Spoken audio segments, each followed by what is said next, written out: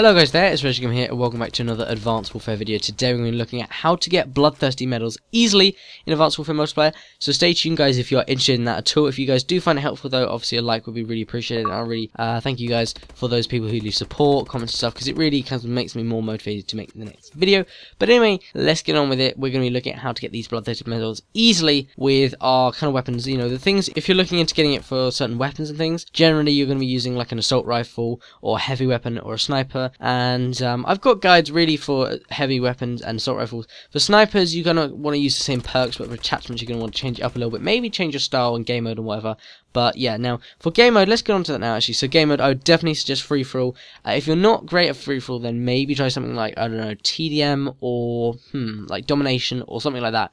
But I would definitely say that free-for-all is the best game mode, and the reason for that is because you've got more enemies coming towards you, and you can, if you've got like a good map and you're playing well in a match, then you can easily control the enemies, and you can keep them at a certain distance, so you can easily get those 5 kills to get a bloodthirsty medal. Now, in terms of attachments, or fine, in terms of maps, really it doesn't matter too much. All I want to say is that for the map, you just want to hold down an area. I don't mean camp. Camping is different. You want to stay to an area and keep checking each window or door or something in that area. So you'll see me do on the map Green Band. I also was on the map Comeback, and I think I got 1 or 2 bloodthirsty medals on that as well, although for that map I was just running around and randomly just shooting wherever, whereas with the map Green Band I was actually sticking to an area. So the first tip I would say is actually hold down an area, so stick to it and know that area. So don't be surprised when someone comes around the corner, because if you know that area well, then that's really going to help you out. So that's the first thing I'd say, or the first 2 things.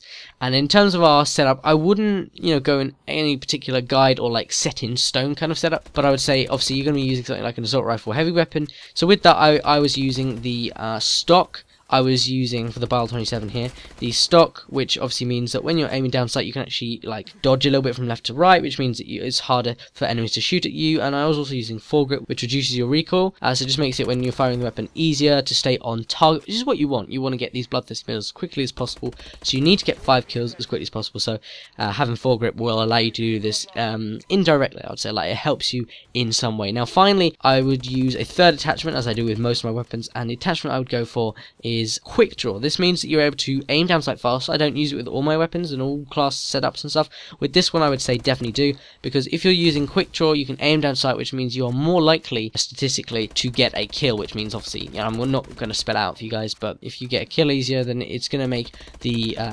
bloodthirsty medal easier to get. So that's the attachments. Obviously you're going to want to go for a wild card to get 3 attachments rather than standard 2. And then I would also go, I would think I missed out perk 2. I think I just left it out, although you can go for something like Gung Ho. That would be very useful. But if you don't want to go for that, I would say miss out perk 2 altogether.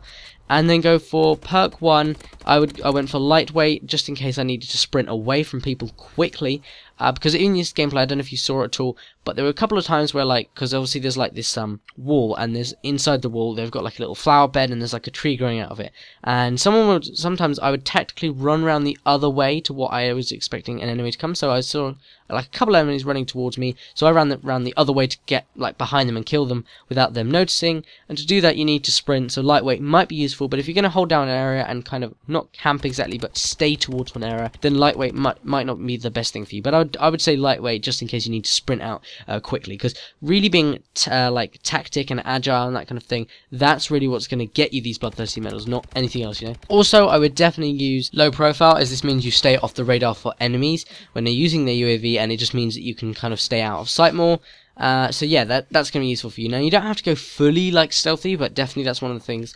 And then also for perk 3, so that needed a perk 1 wildcard for I have 2 perks there. And I also went for perk 3, and I went for toughness, so that you have reduced flinch when someone is shooting you, so you can stay on target more easily. And then also blast suppressor, I think, so that if I needed to blast anywhere, then it would mean that I wouldn't have that ping coming up on the radar. It's not absolutely essential, that perk. You could go for something like scavenger. That's actually probably going to be more useful in this case, because you don't need to blast. If you're holding it out an area, you don't really need to blast with, or use your boost or anything like that. So maybe that's not the best perk, but I went for blast suppressor and it went fine, just in case you need to go anywhere. But I mean, scavenger will probably be better. Or you could also go for something like hardwired, because it means that if someone pulls out the system hack, you are not going to be affected by it, which is actually going to be really helpful in this case. So maybe you definitely need toughness, and then if you want to go for something else, then be my guest. Scavenger will probably be my first other choice, or if not, hardwired. And can I just quickly say, guys, if you're using hardline, it will not mean that you have to get less kills to get a bloodthirsty. You still have to get 5 5 kills to get a Bloodthirsty medal. That's the way it is. The game doesn't just think, oh, he's got hardline on, he needs 100 less points, which is 1 less kill, I'm just going to let him have it for 4 kills instead of 5. It don't work like that. You have to have all 5 kills. Just want to point that out in case there's any confusion. And then finally, I would go for UAV. If you've got any spare points, just leave it out. You know, you can go for an exo ability or whatever, but that means you have to spend more time using your X ability, and if you're using the X ability, you can't be focused with your weapon. If you're not focused with your weapon, it means you can't stay on target or be as agile or, you know, react as quickly. If you're using, if this makes any sense, basically, if you're using your exo abilities, you're going to be using the animation with your hands on your little iPad on your arm, and it means that you can't be using your weapon, so it's a no-no. If there's any spare points, like I said, just leave it out. But also go for UAV and attach well, in my case, I attached the support, and I also attached the threat detection module, and I also attached the like orbital, I don't know what it's called, like the directional one, I'm not sure. It's got like the arrow. It's basically like advanced UAV or orbital VSAT from Black Ops 2, and it basically means you can actually see the enemy movement on the minimap, but also if you add threat detection, you can actually see whereabouts an enemy is, you know, up the stairs, down the stairs, where they are, where they're boosting or whatever, behind walls, behind cover. It's just so easy with threat detection. Is untrue, and I just love threat detection. Now, if you want to go for a lower streak, perhaps get rid of threat detection, but it's going to be very useful, and perhaps you might want to get rid of threat support, whatever.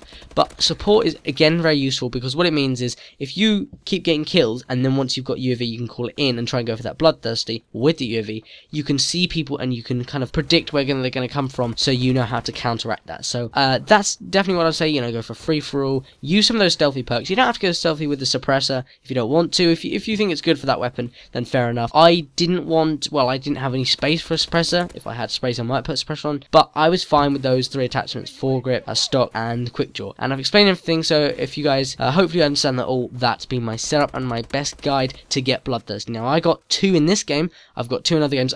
When I'm trying to go for Bloodthirsties, I get normally at least 2, but I've definitely got 3 or 4 before. It just depends what you're playing, and obviously free-for-all, sometimes I think with this gameplay I was like knocked off by 1, so basically I got, I think, 4 out of 5 kills for Bloodthirsty, but obviously I was the like final killer. I got the final kill, and therefore I was like 1 off, and obviously because it gets to 30 and then you like end the game, I wasn't able to get any more Bloodthirsty. But definitely it's going to be very useful, and I hope this guys has been helpful, guys. If it has, then please show your support by leaving likes down below. I don't know, I'm not going to ask for a specific target because I don't know what that'll be, but hopefully this is as useful as the other guides. And make sure you guys go and check out the video later today. Perfected Infected episode 1's coming back, so that's absolutely awesome, and I can't wait for that. But that's been all from me, guys. Hope you guys have enjoyed, and I'll see you guys on the next video.